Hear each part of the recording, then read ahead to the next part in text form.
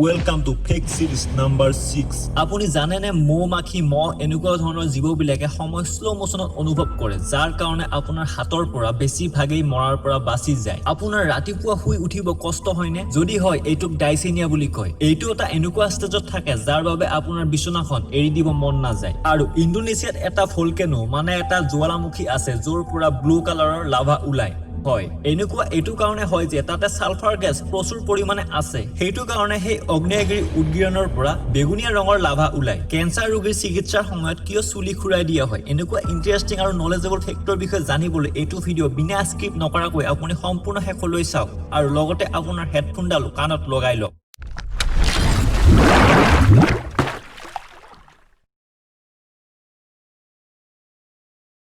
Number 14 এতিয়াৰ সময়ছোৱাত দুনিয়াত সকলোতকৈ ফাষ্টেষ্ট কাৰ হিচাপে পৰিচিত বুগাটি ভাইৰন সুপাৰ স্পৰ্টছ কাৰ ইয়াৰ স্পীড হৈছে 267 মাইলছ পাৰ আৱাৰ্ছ আৰু 0 ৰ পৰা মানে 0 ৰ পৰা 60 কিলোমিটাৰ বেগ ল'বলৈ ই সময় লয় 2.4 সেকেন্ডছ মাত্ৰ কিন্তু আপুনি এইটো জানেনে যে যিটো সময়ত কাৰ ৰেচৰ আৰম্ভণি হৈছিল মানে 1895ত যেতিয়া পৃথিৱীত ফাৰ্ষ্ট অটোমোবাইল কোম্পানী সকলে কাৰ ৰেচ আৰম্ভণি কৰিছিল তেতিয়া সেই ৰেচত অংশ লোৱা যিকোনো ব্ৰেণ্ডৰ গাড়ীৰ হাই স্পীড আছিল 15 miles per hours হয় আজিৰ তুলনাত বহু গুণে কম আছিল তাৰ speed 15 miles per hour only number 13 ইণ্ডিয়াত সকলো মানুহে ক্ৰিকেট খেলৰ বাবে পাগল হয় আপুনি ইন্টাৰনেশ্যনেল ক্ৰিকেট খেলত ষ্টাম্পছৰ ওপৰত লাইট জ্বলি থকা এই দুটা বেলছ দেখে আপোনাৰ মতে ইয়াৰ প্ৰাইচ কিমান এই বেলছ দুটাৰ প্ৰাইচ এখন R15 ভাৰ্সন 3 সমান হয় 1,40,000 এপ্ৰক্স ইয়াৰ প্ৰাইচ হয় নম্বৰ 12 ভাৰতীয় সংবিধানখন মানে ভাৰতীয় কনষ্টিটিউচন অফ ইণ্ডিয়াৰ আচল কপিখন হিলিয়াম গেছৰ বক্স এটাত ৰখা হৈছে কাৰণ হিলিয়াম গেছে সকলো ধৰণৰ জীৱিত বস্তু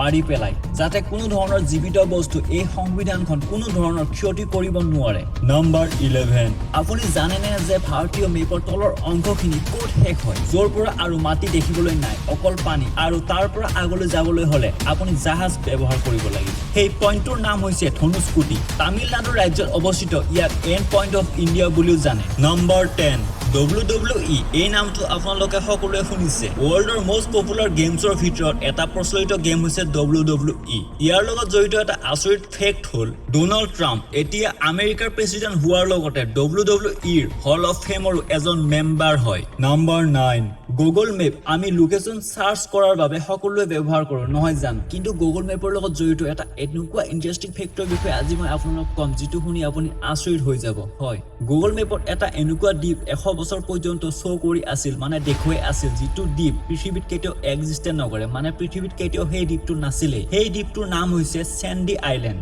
নম্বৰ 8 আপুনি কি ভাবে যে ইমেইলৰ ইনভেন্টৰজন মানে আৱিষ্কাৰকজন আমেৰিকান আছিল তেতিয়াহলে আপোনাৰ এইটো ভুল আপুনি শুনি গৌৰৱ অনুভৱ কৰিব যে ইমেইলৰ ইনভেন্টৰজন মানে আৱিষ্কাৰকজন এজন ভাৰতীয় হয় সন 1978ত এজন 14 বছৰীয়া ল'ৰাই ইমেইলৰ আৱিষ্কাৰ কৰিছিল নাম শিৱা আয়াথুৰাই নম্বৰ 7 এইখন বাইক আপোনালোকে সকলোৱে জানে ৰয়েল এনফিল্ড বহুত প্ৰচলিত এখন বাইক কিছুমানে যদি এইখন বাইক চলাবলৈ চখ ৰাখে আন কিছুমানে এইখন বাইকত উঠিবলৈ চখ ৰাখে এই কোম্পানীটোৰ বিষয়ে এটা আমোদজনক ফেক্ট হ'ল আজি তাৰিখলৈ যিমান ৰয়েল এনফিল্ডৰ ফিউল টেংকত পেইণ্ট কৰা হৈছে এই সকলোবোৰ হাতেৰে কৰা হৈছে বিনা কোনো মেচিন ইউজ নকৰাই বা মেচিন ব্যৱহাৰ নকৰাই আৰু চেন্নাইৰ দুজন আৰ্টিষ্টে এই পেইণ্টৰ কাম কৰি আহিছে নম্বৰ 6 অস্কাৰ এইটো এৱাৰ্ডৰ কথাটো আপুনিটো শুনি আহিছে যে ফিল্ম জগতত সকলোতকৈ ডাঙৰ এৱাৰ্ড হৈছে অস্কাৰ কিন্তু আপুনি এইটো জানেনে যে অস্কাৰ লিষ্টত যদি আপুনি নমিনেট হয় আৰু অস্কাৰ পোৱাৰ পৰা আপুনি বঞ্চিত হৈ যায় তথাপিও আপুনি $50,000 পাব মানে আপোনাৰ ইণ্ডিয়ান ৰুপিছত 37 লাখ টকা পাব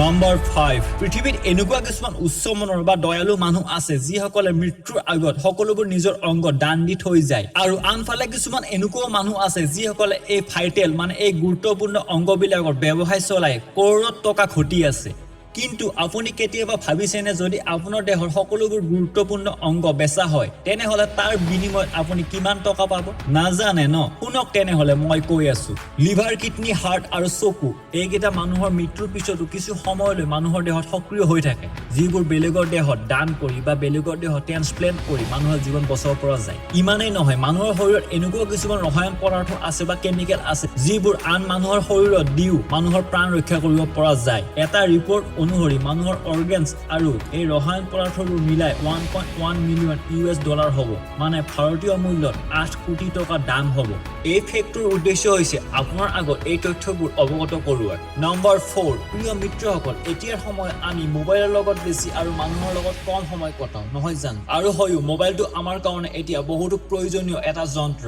আৰু আমি মোবাইলটোৰ লগতে দিনটোৰ বেছিখিনি সময় কটাও যদি আপোনাক কোনোবাই কয় যে আপোনাৰ এই যন্ত্ৰটো মানে এই মোবাইলটো বা টেবলেটটো কিছু পলৰ কাৰণে বন্ধ কৰিবলৈ আপুনি পাৰিব জানো সাগে নোৱাৰিব যদি আপোনাক ৰেষ্টুৰেণ্টে কয় যে আপুনি তাতেই থকা সময়ছোৱাত আপোনাৰ মোবাইলটো বন্ধ কৰি ৰাখিলে আপোনাক খোৱা খাদ্য কম টকাত দিব তেতিয়া সাগে আপুনি এই বিষয়ে অলপ ভাবিব অষ্ট্ৰেলিয়াত এনেকুৱা কিছুমান ৰেষ্টুৰেণ্ট আছে যিবোৰে নটিচ কৰিছে যে মানুহে তেওঁলোকৰ ৰেষ্টুৰেণ্টত গৈ খায় কিন্তু তেওঁলোকৰ মাজত আনন্দৰ পলটো অনুভৱ নকৰাকৈ তেওঁলোকে নিজৰ মোবাইলত ব্যস্ত হৈ থাকে তেতিয়া তেওঁলোকে এটা নতুন আইডিয়া ওলালে এই ৰেষ্টুৰেণ্টবিলাকত যিসকলে তেওঁলোকৰ মোবাইলবোৰ ব্যৱহাৰ নকৰাকৈ থাকে তেওঁলোকক 10% ডিসকাউন্ট দিয়াৰ সিস্টেম কৰিলে তেওঁলোকৰ মোবাইলসমূহ এটা লক বক্সৰ ভিতৰত ৰাখি তেওঁলোকৰ টেবুলতে ৰাখি দিয়ে ইয়াৰ ফলত তেওঁলোকে নিজৰ মাজত বা নিজৰ ফেমিলিৰ মাজত এই আনন্দ পলখিনি উপভোগ কৰিবলৈ পায় নম্বৰ 3 মিত্ৰসকল আপুনি আপোনাৰ জীৱনত বিয়া বা আনন পাৰ্টি বা ৰাস্তা ঘাটে মদৰ নিচে এনেকুৱা কিছুমান মক্কেল আমি দেখিব পাইছে আমি এইটোৱে ভাবো যে ইহঁতে জগতকৈ বেছি গিলিছে কিন্তু মিত্ৰসকল এনেকুৱা এজন ব্যক্তি বা এনেকুৱা এজন মানুহ আছে যিজনে এটা দুটা নহয় সম্পূৰ্ণ 156টা বিয়াৰ খোৱাৰ পিছতো তেওঁ একো নহল হয় দুনিয়াৰ সকলোতকৈ বেছি মদ খোৱাৰ ৰেকৰ্ড খ্যাত এওঁ হল এন্ড্ৰি দ্য জায়ান্ট এজন ফ্ৰেঞ্চ প্ৰফেচনেল ৰেসলাৰ ৰূপে পৰিচিত নম্বৰ 2 আজিৰ জগতত সকলো কোম্পানীয়ে নিজৰ প্ৰডাক্ট সেল বঢ়াবলৈ বিভিন্ন ধৰণৰ বিজ্ঞাপনৰ সহায় লয় আৰু এই বিজ্ঞাপনত কৰোৰ টকা খৰচ কৰে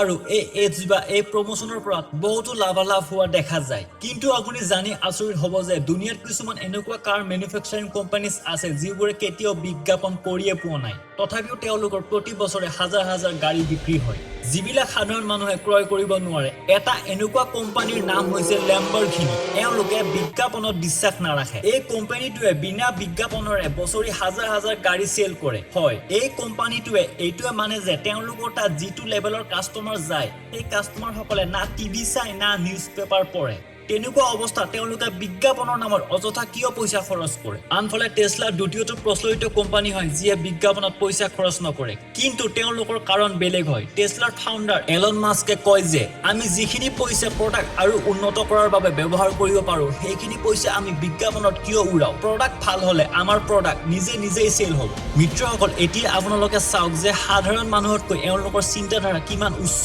আৰু কিমান পৃথক হয় নম্বৰ 1 দুনিয়াখনত ক্যান্সাৰ ৰোগীৰ পৰিমাণ দ্ৰুতগতিত বৃদ্ধি পাই গৈ আছে যদি আৰম্ভণিতে ইয়াক চিনাক্তকৰণ কৰা নহয় পিছলৈ ইয়াৰ কোনো সুস্থ চিকিৎসা নাই আপুনি যদি ক্যান্সাৰ ৰোগী দেখিছে তেতিয়াহলে আপুনি দেখিছে যে তেওঁলোকৰ চুলি খুৰাই দিয়া থাকে কিন্তু আপুনি জানেনে যে এনেকুৱা কি কাৰণে কৰা হয় ইউবৰাজ সিঙৰ আপুনি ফটোখনলৈ এবাৰ মনত পেলাওক তেওঁৰো চুলি নাছিল কাৰণ ক্যান্সাৰ ৰোগীক বহুতো ষ্ট্ৰং মেডিচিন দিয়া হয় আৰু বিষৰ পৰা পৰিত্ৰাণ পাবলৈ বহুতো ইনজেকচন আৰু ঔষধ দিয়া হয় ইয়াৰ ফলত বহুতো সাইড দেখিবলৈ পোৱা যায় শৰীৰত আৰু সকলোতকৈ বেছি সাইড এফেক্ট চুলিত দেখিব পোৱা যায় স্পেশাল কেছ বিলাকত ডক্টৰে ৰোগীৰ ক্যান্সাৰ সেলছ বিলাক কেমোথেৰাপিৰ জৰিয়তে ৰোগীৰ ক্যান্সাৰ সেলছ বিলাক ধ্বংস কৰে এই থেৰাপিৰ দ্বাৰা যিবোৰ মেডিচিন ৰোগীৰ দেহত ইনজেক্ট কৰা হয় যাৰ ফলত ৰোগীৰ সকলোবোৰ চুলি সৰি যায় আৰু কিছুমানক ইনফেকচনৰ পৰা বাচিবলৈ চুলি কাটি দিয়া হয় আপুনি কি এইটো কথা আগৰ পৰাই জানিছিল নেকি যদি জানিছিল তলত কমেন্ট বক্সত কমেন্ট কৰি জনাব thanks for watching the real fact